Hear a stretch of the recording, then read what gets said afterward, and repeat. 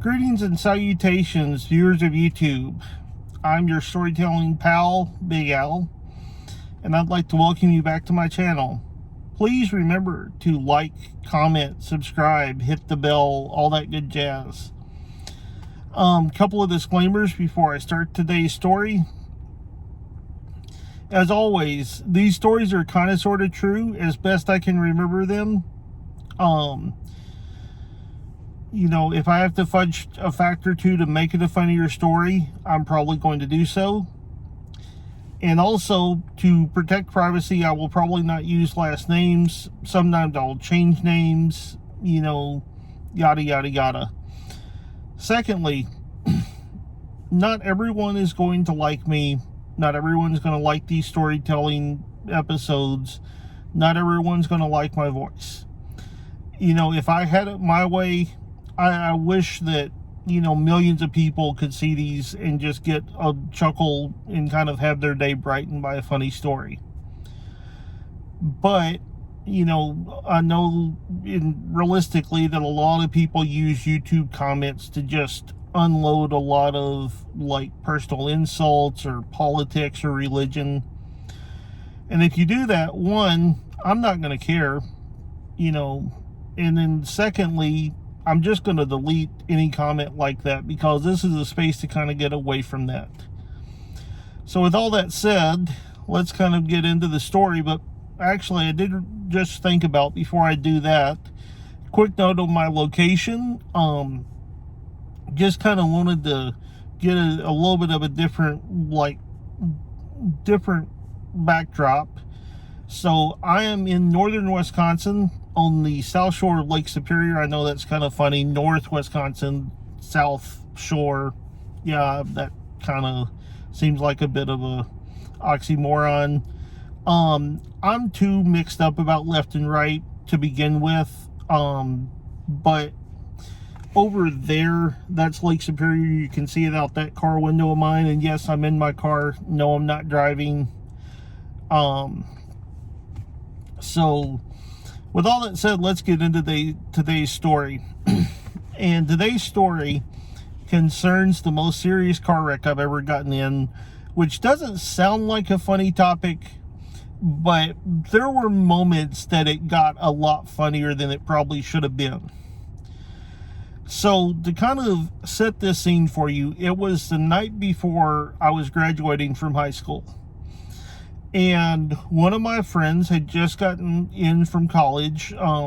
It was a guy I'd been on the speech team with, Wayne the Brain. And we called him Wayne the Brain because he made a 1510 on his SAT and a perfect score on his ACT. And he'd gotten an 8-year scholarship to college. Like, it covered 4 years of grad school and 4 years of undergrad. And he ended up getting a doctorate at age 25. I mean, he was like the most book smart person I'd ever, or still to this day, that I've ever known. He's amazing. And then I'd gotten to know this German exchange student named Tarek. And so Wayne the Brain and Tarek and I did this exercise we called random roading. We get out on the back roads around the little town where I'd gone to high school, and we would just kind of take roads at random. And, you know, like whenever we came to an intersection, we'd vote on, you know, which way to go, that kind of thing. And sometimes we'd flip a coin if we didn't want to vote.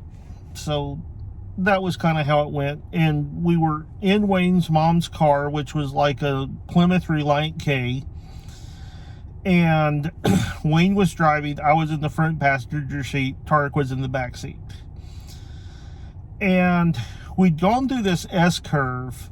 And Wayne, while he was a very book smart, he was maybe not the most day-to-day common sense smart. And definitely was not the best driver. And as we went around this S-curve, Wayne was going way too fast, and we basically started in our lane, slid into the oncoming lane, and then slid back into our lane. Basically kind of doing much more of a straight line through the S than we probably should have.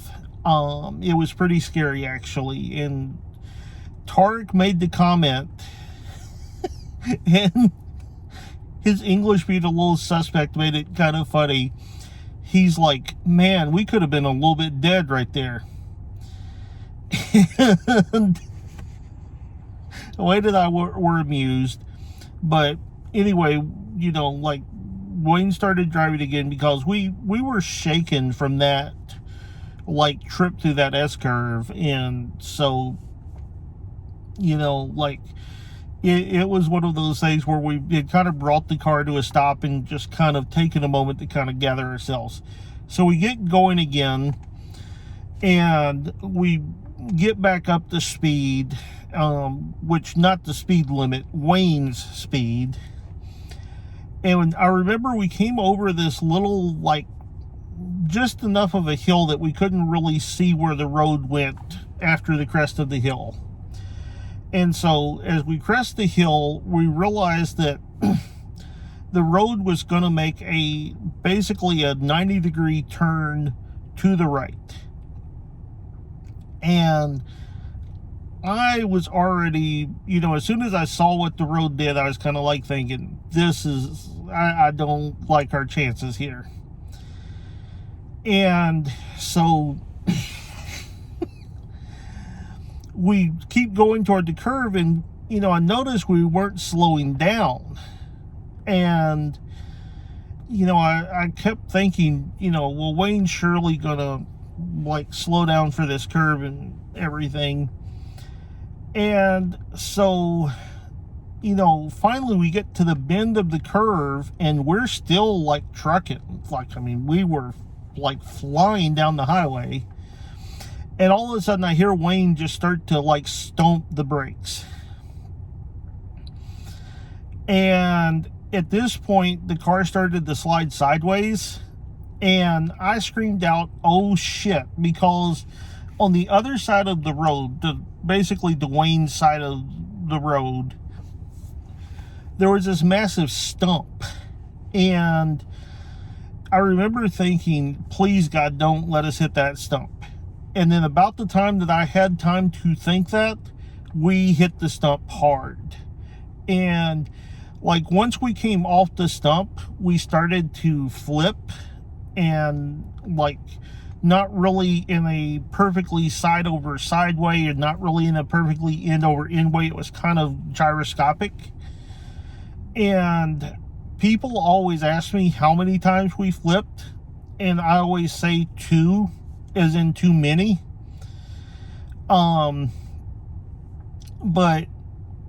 anyway, we flipped a number of times. I don't know. I do remember at one point I was looking at what was left of the windshield, and I saw what was clearly the sky.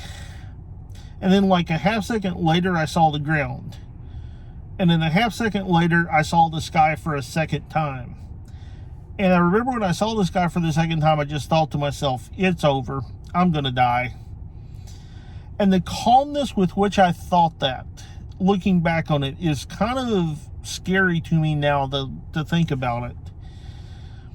And so, you know, it was one of those things where, like, this was a bad situation. So we finally, like, I didn't realize it as we were doing it, but, like, it became apparent later. This wooden fence that this farmer had, we had been landing on the fence. So every so often the fence was just crushed to the ground.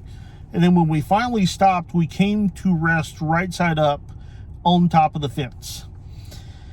And so the first thing that, my first instinct was, I have to get the fuck out of this car right this second. And so I go to open my door, and there's, like, no door handle there.